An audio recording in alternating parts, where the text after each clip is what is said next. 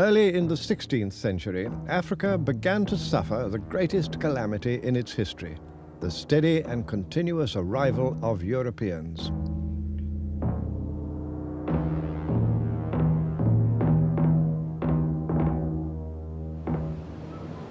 This was one of 43 castles built by 7 European nations along the coast of West Africa.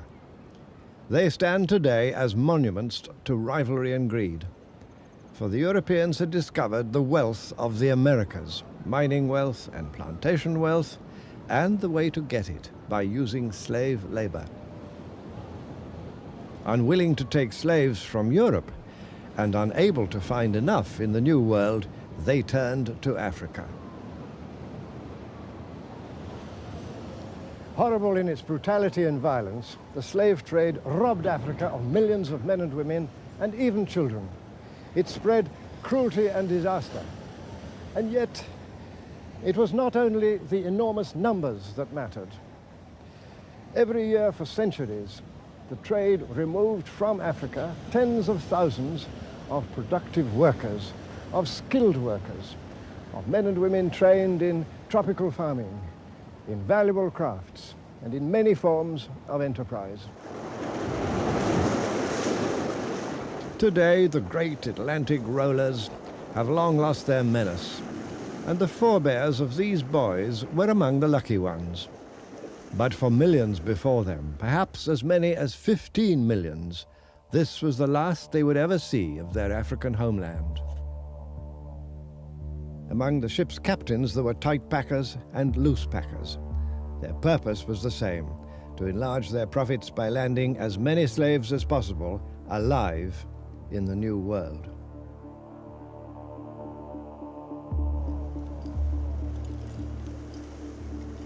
Sometimes captured far inland, the victims of black traders were driven to the dungeons of their white partners on the coast.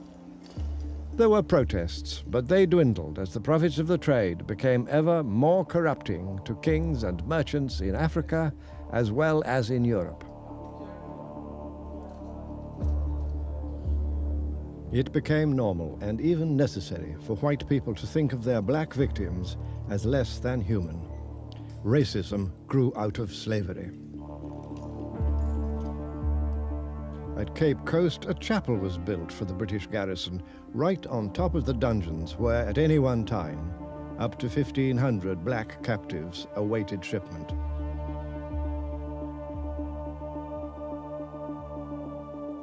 Not even the clergy spoke out against the trade, and some were ready to share in the pickings.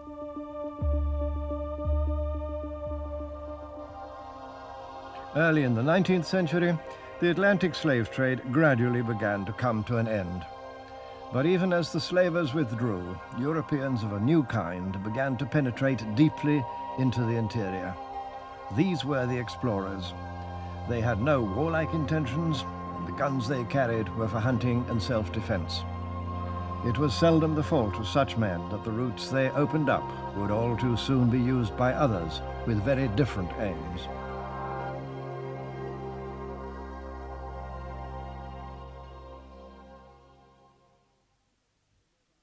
Later generations of explorers would try for the North Pole or the South, or in our own day, the Moon.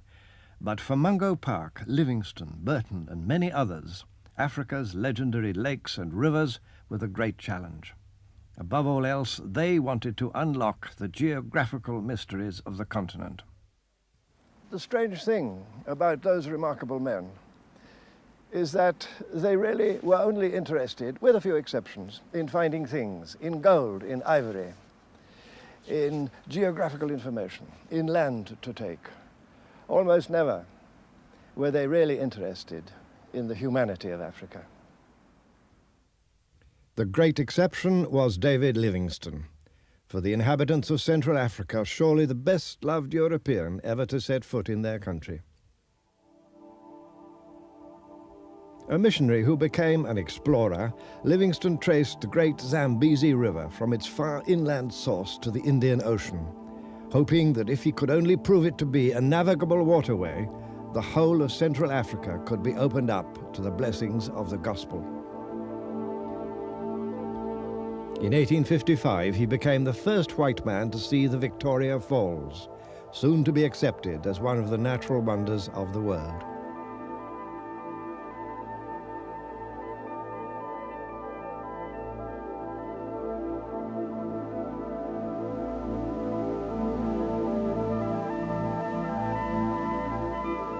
But less dramatic obstacles further downstream barred the way to navigation. His specially constructed river steamer had to turn back.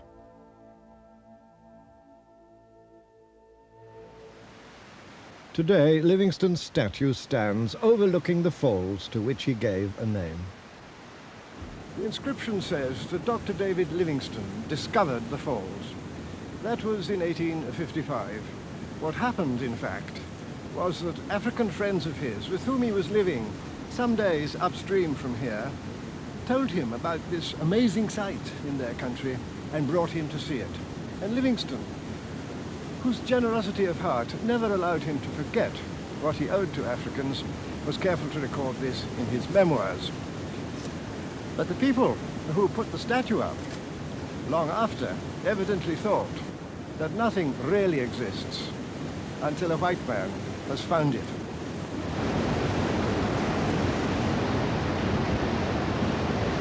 But news of such earthly wonders failed to impress his missionary paymasters in London.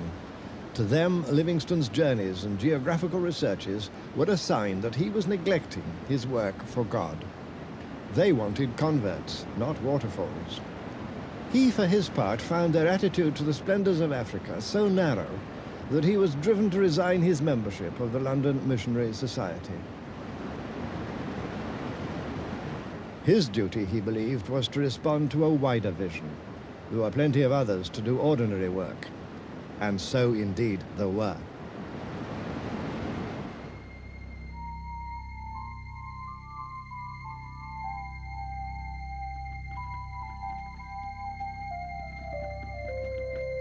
A growing band of dedicated men and women came forward from many nations to carry the gospel into these heathen lands.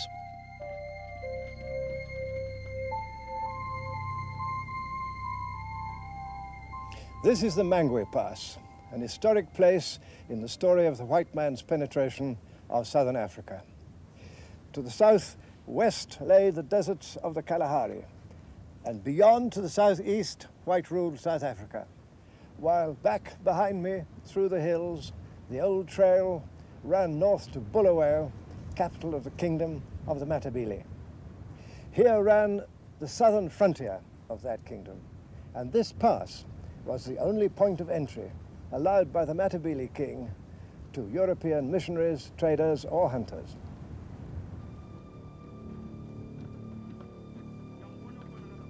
In their attitude to the Africans whom they'd come to convert, most of the missionaries would have been happy to echo the words of Livingstone himself. We come among them as members of a superior race and servants of a government that desires to elevate the more degraded portions of the human family. We are adherents of a benign, holy religion, and may by consistent conduct and wise, patient efforts become the harbingers of peace to a hitherto distracted and downtrodden race. A few thought otherwise. Here are the words of Bishop Tozer of the Universities Mission. What do we mean when we say that England or France are civilized countries and the greater part of Africa is uncivilized? Surely the mere enjoyment of such things as railways and telegraphs do not necessarily prove their possessors to be in the first rank of civilized nations. Nothing can be so false as to suppose that the outward circumstance of a people is the measure either of its barbarism or its civilization.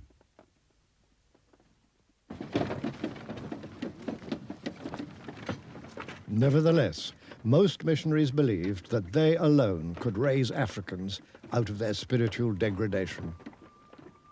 They faced many perils, not from being boiled in an African pot, which never happened, but from mortal fevers they could not cure. 6 out of 9 at Makalolo Mission, which Livingstone had founded, died in a single year. Willing converts were few. So it had to be asked, is force justified to save a man's soul? Flogging was used at some mission stations, others disapproved. If it is agreed that an expedition cannot be carried out unless the leader of it commits day-by-day acts of brute violence, the reply is that missionary expeditions had better not be undertaken. If missions can only be worked by methods which no supporter of the mission would dare to state in detail on a mission platform, then missions had better not be undertaken.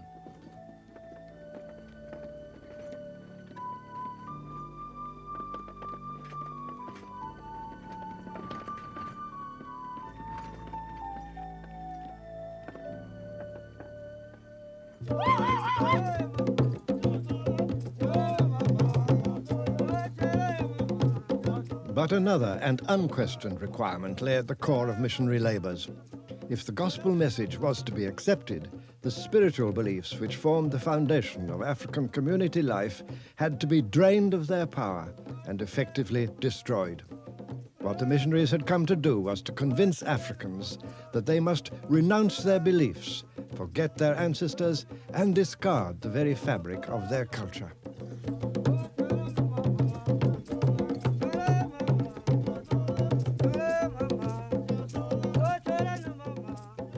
This missionary film, made as recently as the 1960s, makes the point very clearly.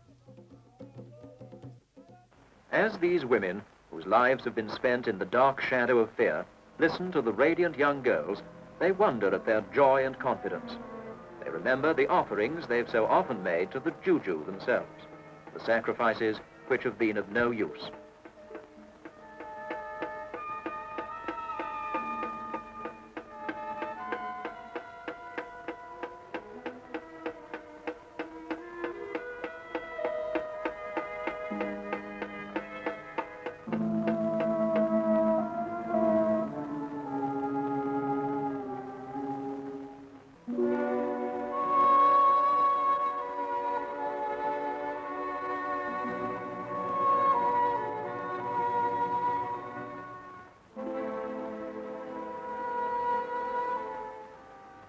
I will tell you of a God who does not require our sacrifice.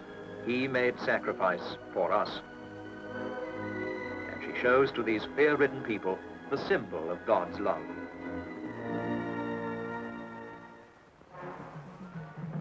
Sometimes the people seek out the missionary later. We have lost our faith in these jujus, they say. We want to destroy them and begin a new life.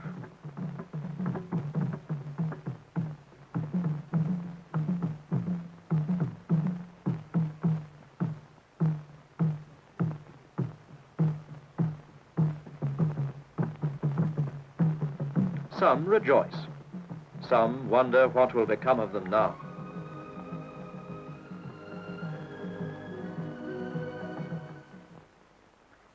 Finally comes the great day when they gather for the baptism service.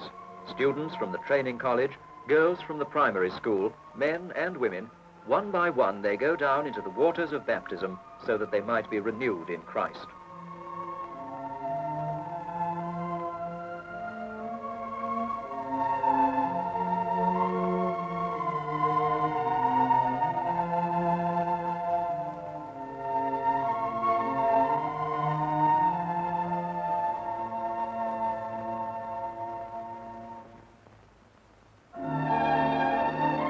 A skeptic might find it hard to see why one form of spiritual renewal should be so superior to another. But to these missionaries, this was the indispensable climax to their endeavors.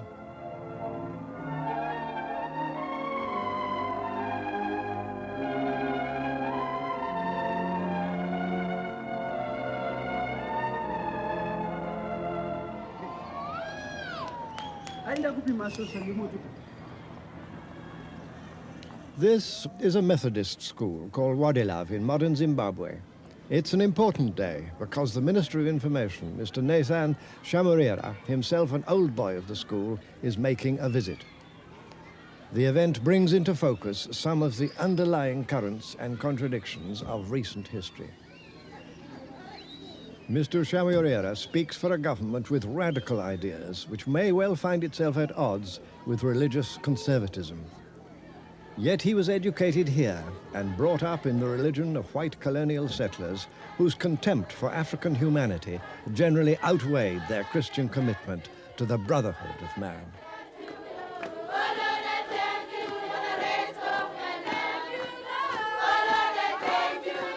It's one of the ironies of Christianity in Africa that, although it may have preceded colonial occupation, it can't now escape from the fact that it became deeply involved with the system.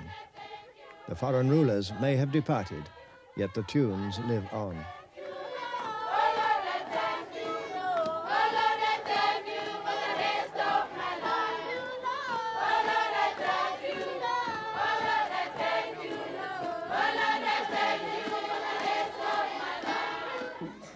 Unechimiro chake chisingatonwe nezvimwe zvinhu chisina mumwe.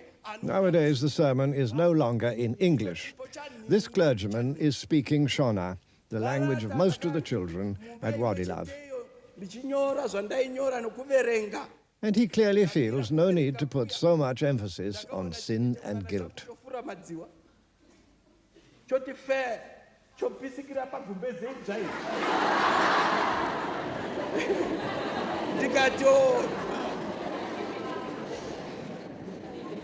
How far is the accusation true that missionary teaching was really part of colonial teaching? Well, the whole missionary enterprise here was an integral part of colonization. The missionaries came to this country with the colonizers from South Africa, and one particular missionary, Reverend Jackson, assisted in interpreting the deceptive Rad concession to King Lubengula at the time of colonization. And this relationship between the administrators, the soldiers and the miners, the gun and the Bible, so to speak, continued throughout the colonial period. But however, the missionary enterprise did also assist in the sharpening of contradictions within colonial society.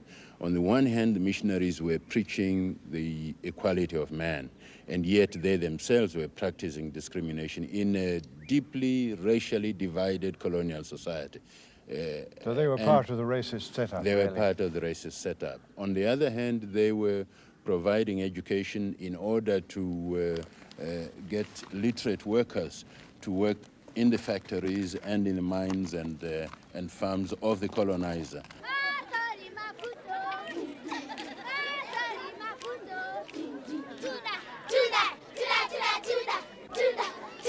In honor of the minister's visit, the school has laid on a display of gymnastics. Most early missionaries tried to destroy the dancing arts and rhythms of Africa, saying that these were lascivious and evil. Yet African Christianity has managed to survive that effort at repression. And children at mission schools like this can have the fun of combining the new with the old. 1, 2, 3, 4, kuti viva, kuti viva. 1, 2, 3, 4, kuti viva, kuti viva.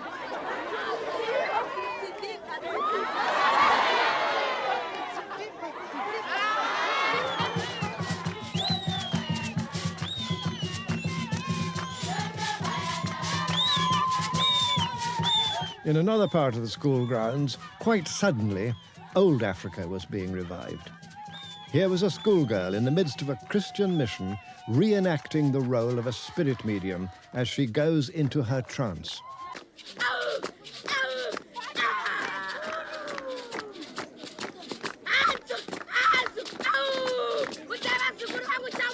Helped by friends, she portrays an ancient ritual of Shona belief. This, many people still believe, is the method used by their ancestors to pass messages to the living.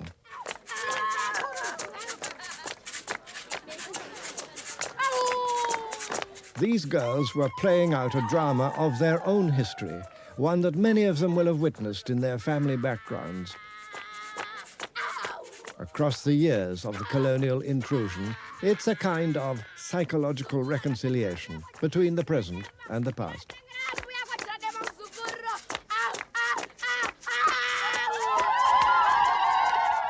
how does one summarize the effect of the missionary effort in terms of Africans coming to terms, coming to grips with the realities of the world? Well, on the one hand, they were, anxious and did, take very drastic steps to destroy the culture of the African people. This was implicit in the teaching of Christianity itself. In the same context, it produced the contradictions which led to the downfall of colonialism by educating people, bringing them to an institution like this where we were able to meet students from different parts of the country. And one was given a national perspective at an institution like this. And it was then possible when one left here to go and organize at a national level. So many of the national leaders of this country today were educated at mission schools. 9 out of every 10 educated blacks were educated at mission schools. Comrade Robert Mugabe, the first prime minister of an independent Zimbabwe, was brought up, trained and educated at Kutama, a Roman Catholic mission school. And many of the leaders in the present Zimbabwe government were educated at various mission schools throughout the country. So it did produce its own contradictions, and it sharpened the contradictions in colonial society. Like a lot of other things in history, it had an unforeseen outcome. Yes, yes, it had. When you get an old boy coming to school, certainly some of you should feel inspired by the amount of contribution that he has made and what love has produced in him. So, sir, we are greatly honored that you have come. I know the visit has been a very brief one, but it is historical. And we do hope that when you have time, you'll be able to come back and see more of Love than you have seen today.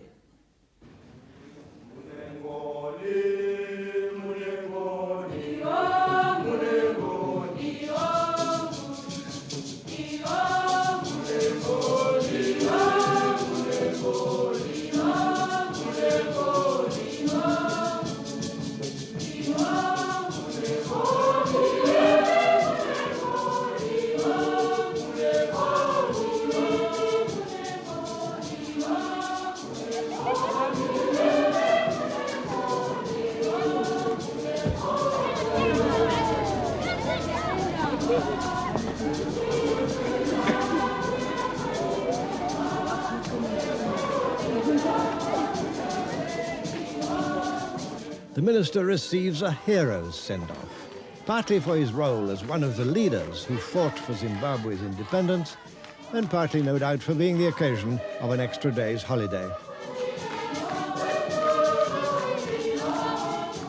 Watching scenes like this, it would be hard to deny that the coming of Christianity to Central Africa has in the end brought many blessings. These children of Zimbabwe look forward to opportunities and freedoms unknown to their parents. Yet the cost has been a large one. Much of value in African culture was distorted or buried beneath the intolerant certainties of a foreign culture. And who can say whether, in the end, it won't be the practical benefits provided by the missions that outlast the spiritual ones?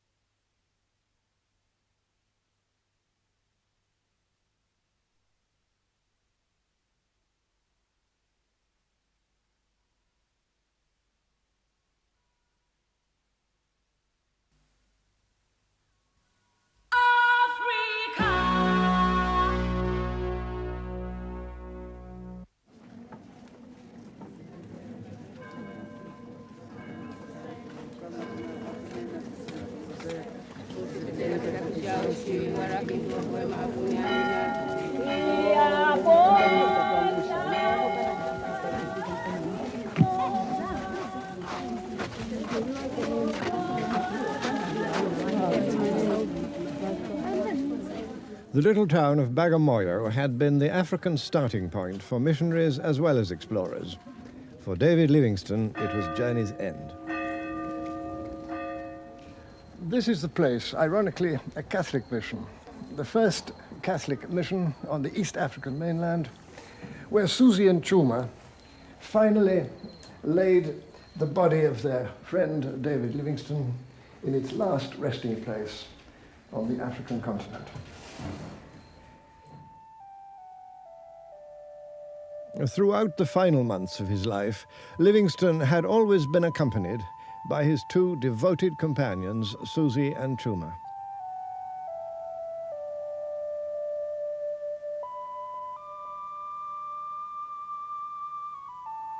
They it was who nursed him through his last illness and undertook that great African journey of 1,500 miles to bring his body down to the coast after he died in 1873. For that most Christian act, they were frowned out of notice and curtly dismissed. Later, happily, those faithful companions received less churlish treatment. Yet it has to be said that Livingstone himself was not quite free of that same attitude. Remember his words, "We come among them as members of a superior race to elevate the more degraded portions of the human family." Of course, he was a man of his time, and such attitudes were common. But he also affirmed, and this was most uncommon, that black people could be made to be equal with white people by two gifts that Europe could offer, Christianity and commerce. That's what he believed, and he died believing it. But I have wondered, in my own years of wandering these trails, what Livingstone would have said if he could have seen the outcome of those two gifts.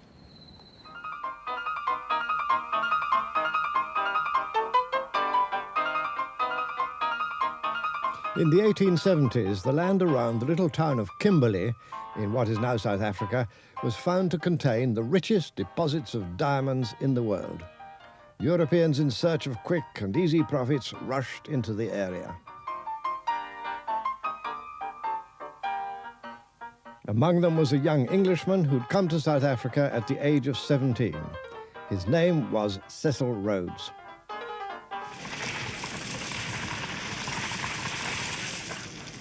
In spite of his youth, Rhodes quickly learned that the path to great personal wealth led through great personal power. He set out to win that power by getting control of the diamond industry. He succeeded by clever maneuvering, the steady purchase of other men's claims when their funds were low, and the necessary ruthlessness. Rhodes saw to it that he was going to be the one to emerge as the king of diamonds. And his kingdom was going to be in Africa, where the English reigned supreme. This is what he wrote. Just fancy those parts of the world that are at present inhabited by the most despicable specimens of human beings. What an alteration there would be if they were brought under Anglo-Saxon influence. This early film, taken in Kimberley, shows that attitude of arrogance at work.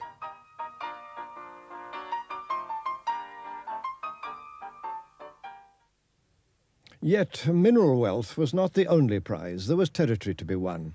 All through the 19th century, British forces pushed out of Cape Colony, overcoming one African people after another, until in 1879 they came up against the most formidable of all, the Zulu.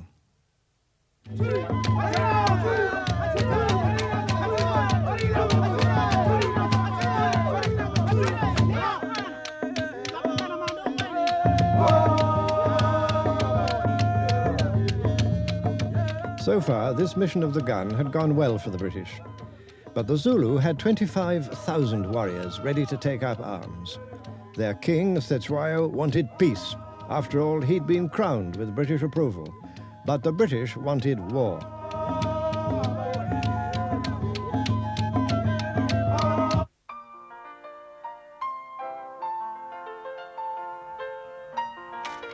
This genteel set of lecture slides, the Victorian equivalent of news film from the battlefront, reported the war as the public at home wished to imagine it. This was the heyday of empire, and here were British redcoats subduing one more mob of heathen savages before bestowing on them the blessings of Anglo-Saxon civilization. The reality was very different.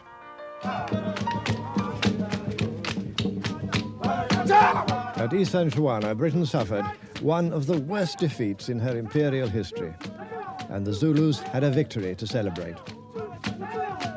As the troops strove vainly to get the lids off their ammunition boxes, the Zulu impis overwhelmed them. At the end of the day, 800 British soldiers lay dead. Not a single wounded man was spared.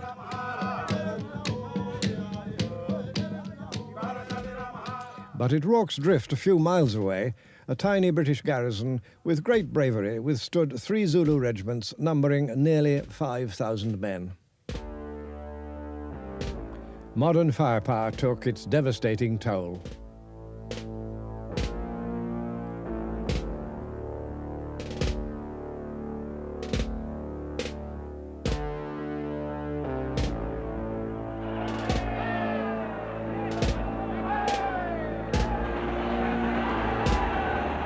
Determined to break Zulu power once and for all, another British invasion force, equipped with field artillery and the new rapid-firing Gatling guns, advanced on the king's capital at Ulundi.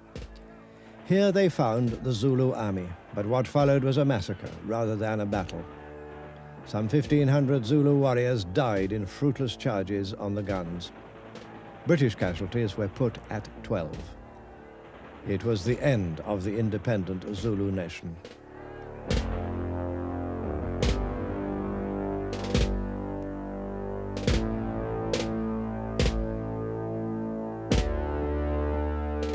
A billionaire by this time, Rhodes now unfolded his plan for British rule from Cairo to Cape Town.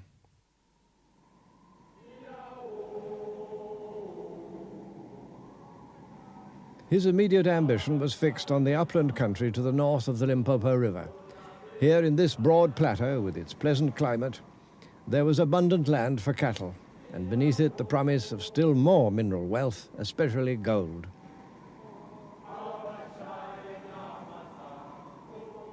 He faced one great obstacle. 60 years earlier, a branch of the Zulu, known as the Matabele, had broken away, trekked north, and built a strong military kingdom in the land that Rhodes now meant to seize for white settlement.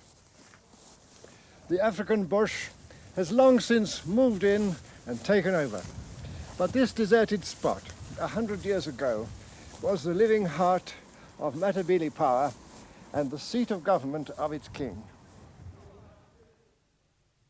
King Lobengula was only the second ruler of the Matabele.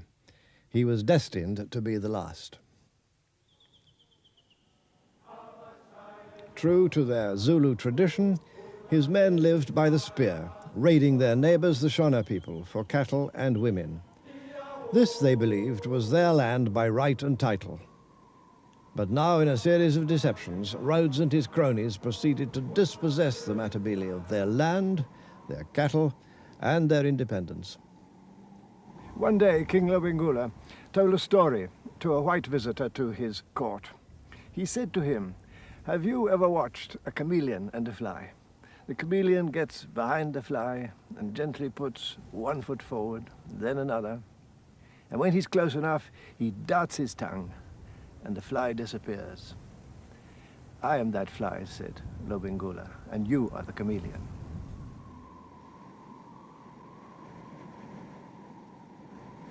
On the outskirts of his royal kraal, Lobengula had allowed a few white missionaries to establish themselves.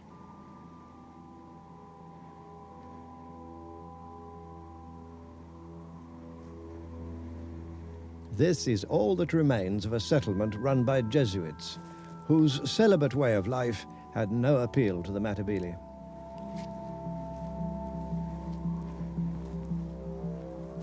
But other missionaries, Protestants of various denominations, because, of course, the many schisms of the Christian faith were also imported with the missionaries, did begin to acquire some influence. but not without misunderstandings, as this old man, now well over 100, remembers. Mfundisi wakatanga kuya wavaiuya wavafundisi kunzi katina mwacheti china manda cheti chivhara maziso taisingazive kuti ane vaiuya chete kuuya zvavo singazive kuti vanobva kupi achibva kumba kwake uko. Not far from the capital, across a small river, was the Anglican mission of Hope Fountain. The early missionaries were caught, almost at once, in an unavoidable dilemma. To whom was their first loyalty? To the Africans, who trusted them and whose guests they were, or to their own kith and kin? The Reverend Charles Helm, who lived in this place, made in the end a crucial choice. He was Lobengula's trusted white friend, but secretly at the same time, he began to work for Rhodes. The fact was that these missionaries soon became convinced, and no doubt rightly, and as their records show, that if they were going to convert a sizable number of Matabele, the king's power must be destroyed and Matabele culture and independence undermined. And Rhodes, they saw, was the man to do both. Step by step, Lobengula's power was eroded. He appealed to Queen Victoria. He was advised to sign treaties. Some of those who advised him to sign the treaties had come in peace and trust, but they still deceived him. The Reverend Helm lies buried here. On his tomb, his fellow missionaries felt able to inscribe the words, "Friend of the Matabele." Was he their friend? Or from within the certainties of his own belief, did he connive in their betrayal?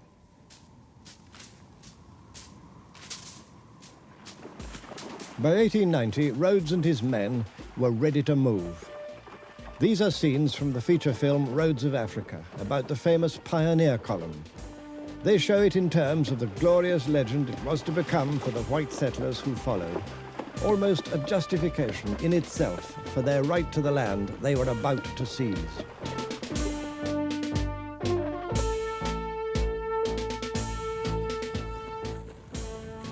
Lobengula had 16,000 warriors eager to attack, but fearing defeat, he held them back. The column headed north, avoiding direct contact with the Matabele and passing unopposed through the country of the less warlike Shona. Each man had been promised 15 gold prospecting claims and a 3,000-acre farm. A contemporary described them like this. Such a mixed lot I never saw in my life. All sorts and conditions, from the aristocrat down to the street Arab. Peers and waifs of humanity mingling together like a hodgepodge. Some of the pioneers came, in fact, from the leading families of Cape Colony. If the expedition met with defeat, Rhodes knew that their influential fathers would press the British government for military assistance.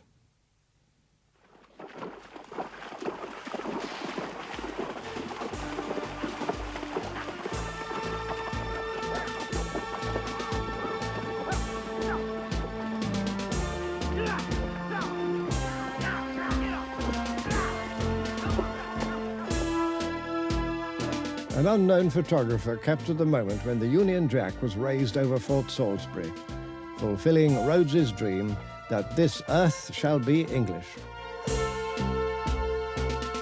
The moment became part of the myth.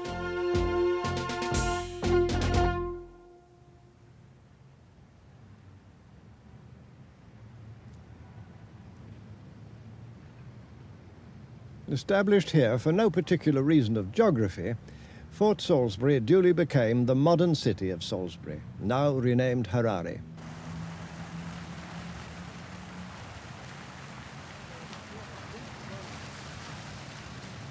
Elsewhere on the continent, towns can be unmistakably African in their flavour and their style of life, but not this one. In just on 60 years, they turned it into the very model of a white man's city. And just over there is the flagstaff that commemorates the place where all that began.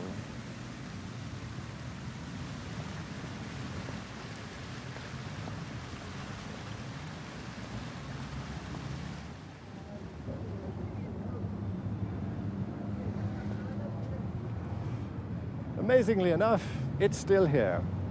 For this is what it says: to the Pioneer Corps, specially recruited to become the first civil population of Mashonaland. But who were more civil? The black people who had long dwelt in Mashonaland and made it fruitful, or the white people who came here and took it from them by deceit and violence? Maybe that sounds a harsh question now, and yet the dispossession of the Shona was also harsh. They had settled the land centuries earlier, mastered and tamed it, and now with this, they had altogether lost their birthright. Among those who had travelled up with the pioneers was Rhodes's close friend and instrument, Dr. Starr Jameson. Rhodes now chose him to administer this newly won territory.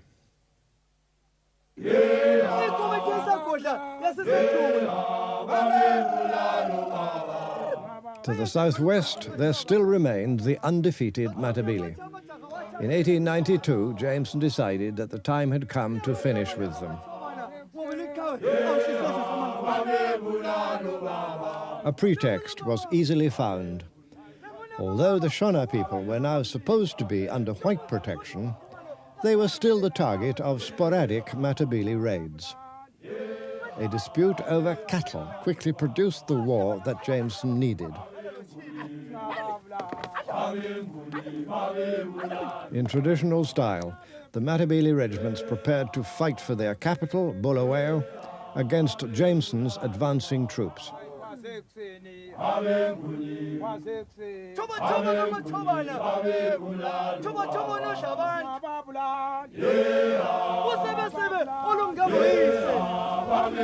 No amount of Matabele courage could matter now.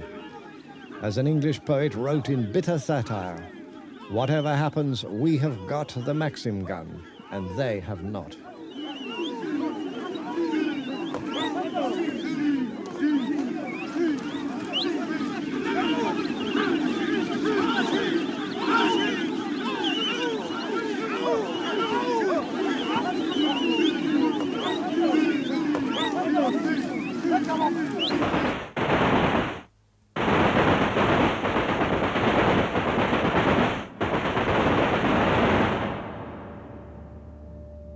After defeat came dispossession. Nearly all of Matabele farming land and most of the 250,000 Matabele cattle were confiscated by Rhodes's British South Africa Company or by individual settlers. The structure of Matabele life was shattered. The London Missionary Society wrote to congratulate Rhodes. As missionaries, we have little to bind our sympathies to the Matabele, neither can we pity the downfall of their power. Lobengula is said to have told his followers that rather than have a single bone of his body touched by a white man, he would disappear like a needle in the grass. And disappear he did, while some of his warriors tried vainly to find a new homeland northward across the Zambezi.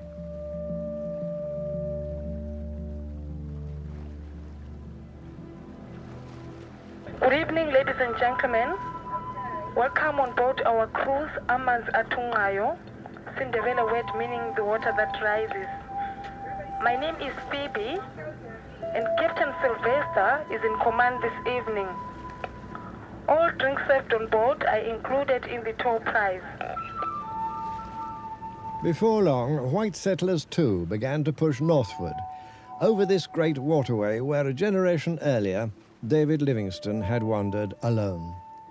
To Rhodes would fall the unique distinction of having not one but two African colonies bearing his name. The stage of water we are now on is the deepest and the narrowest part of the Zambezi, and it was here where the pioneers chose to cross as from 1889. They floated their wagons using that balsa wood and swam their cattle. Being so close to the river, a frighteningly large amount of the settlers became ill and often died from malaria and black water fever. Livingstone had died exactly 20 years earlier, and now the way was open for Christianity and commerce. Here in these lands where Livingstone had found, as he said, perfect security for life and property, but where, for Africans, there was no longer any such thing.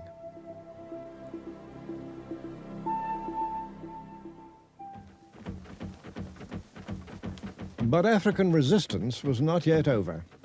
In 1896, just 3 years later, surviving Matabele regiments of about 14,000 men, some now armed with rifles, rose in furious revolt. They swept down on isolated white settlements and slaughtered more than 100 farmers. Caught unprepared, the bulk of the settlers made a defensive laager at their new capital of Bulawayo. Then the Shona people, infuriated by taxation and forced labor on white farms, rose in their turn. Led by the priests of their religion, the spirit mediums Nahanda and Kagubi, they fought a stubborn guerrilla war for many months. It was not until 1897 that both risings were finally overcome.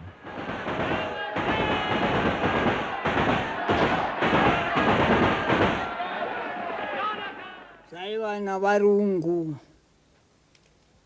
chigwagwagwa nenganuni saiva na varungu vakazoonera kuvarungu zvauya navarungu ndivo zvaidisa navarungu vanhu vanga vasina vanga nepfuti chete nemapfumo. The settler forces had suffered considerable losses in the fighting. Their mood was not merciful.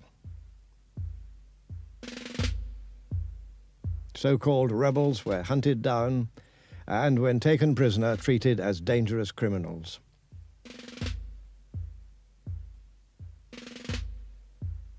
Chained together, they were brought before summary courts and not infrequently hanged from the nearest tree.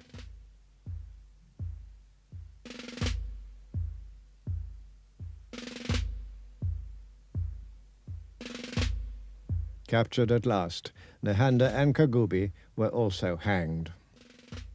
Such were the foundations on which Cecil Rhodes built his empire. Having thrust aside anyone who stood in his way, Rhodes spent little time in the country he had formed. This was the hut he used as an office. Close by, the colonial government's state house was built directly on the site of King Lobengula's old headquarters.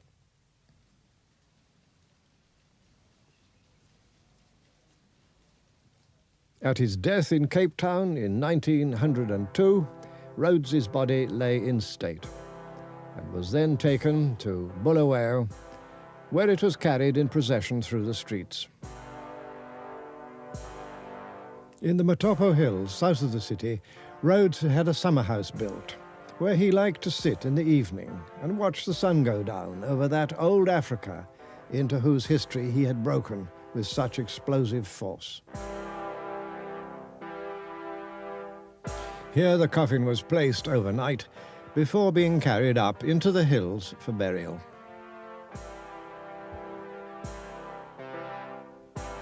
Thousands of Europeans had gathered at the spot called World's View. Rhodes had come here in the past and had chosen it as his final resting place.